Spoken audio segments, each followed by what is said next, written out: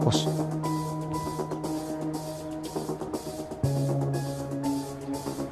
Nakahanda na ba ang pera?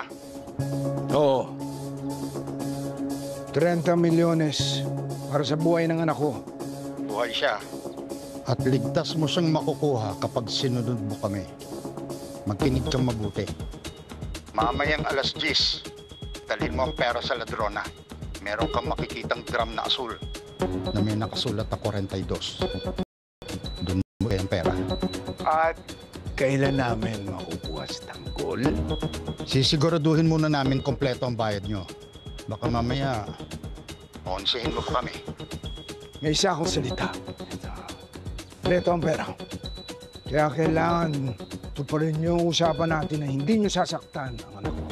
Pera lang ang kailangan namin. kaya kung kompleto ang bayad nyo, walang masamang mangyayari sa anak mo. Pag meron ako nakitang kahit isang sugat sa anak ko,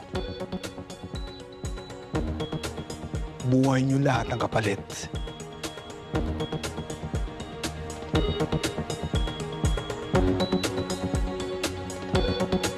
Ipapahamak mo lang ang sarili mo at ang buong pamilya mo.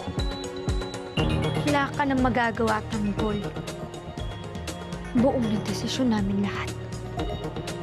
Ito, tandaan mo, Tanggol. Masama. Hindi kami magdadalawang isip na itong baka.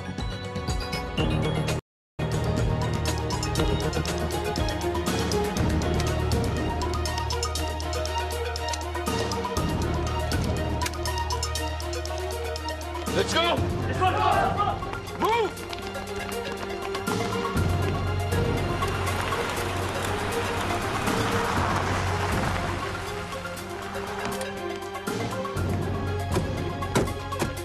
Anong kailangan nyo? Iyoto di Bagiba, mula sa presinto ng Quiapo. Labas niyo ang amo niyo. Hindi kayo pwede dito! Umalis na kayo! Ilabas niyo si Ramon Montenegro! Dito muna kayo ni Papa. Tamang, mag-iingat ka ha. May balik mo ng ligtas sa anak natin. I'll do that. Promise you. Ito ba pinunta natin dito? Alam ba to ni Colonel Romero? Hindi na naniniwala si Colonel Romero na buhay si Ramon Montenegro. Kaya ako na mismo papatunay nito. Ramon Montenegro! Huwag kang duwag! Harapin mo kami! Ramon! Alam namin nandiyan ka! Lumabas ka dyan! Pare, wala tayong sapat na ebidensya na nandiyan nga sa loob si Ramon. Nalaman ni Colonel Romero na personal ang pinunta natin dito, pare. Baka malagay sa alanganin ang trabaho nating lahat. Buong loob ko, ano? Alam ko nandito siya. Kailangan namin magtuos ni Ramon. Ramon Montenegro! Harapin mo kami!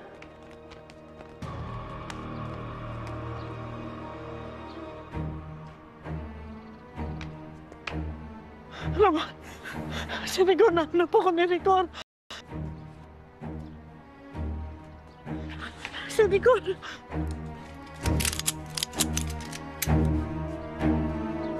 Labas na yung amo nyo! Gusto nyo to! Isang akbang pa! Hindi kami magdadalawang isip. Ubusin kayo dito! Kaya namin kayong tapatan! Ang lakas ng loob nitong tungtong sa teritoryo ko.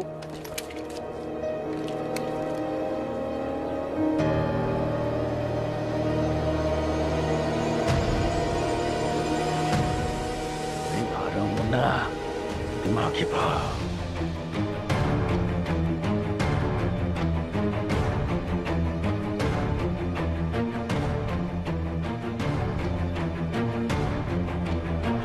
Hindi tayo sigurado kung sino talaga makakabagga natin. Kaya hindi tayo pwedeng magkamali. Alas 10 dadating ang pera. Kapag hindi mo pa nakuha ang pera sa oras na yun, kalabitin mo na lang yung gatilyo. Kung masyadong itutok, baka pumatok. Kung inakala nyo makakalabas pa kayo dito ng buhay, nagkakamali ka. Palibutan natin yung lugar. Kailangan nating malaman kung sino yung dumukot kay Tanggol. Alam kong hipit lang kayo, kaya nyo nagawa to.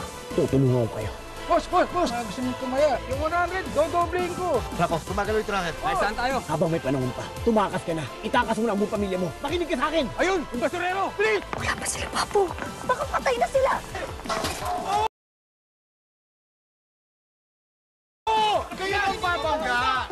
ng tatay mo, papatayin talaga kita!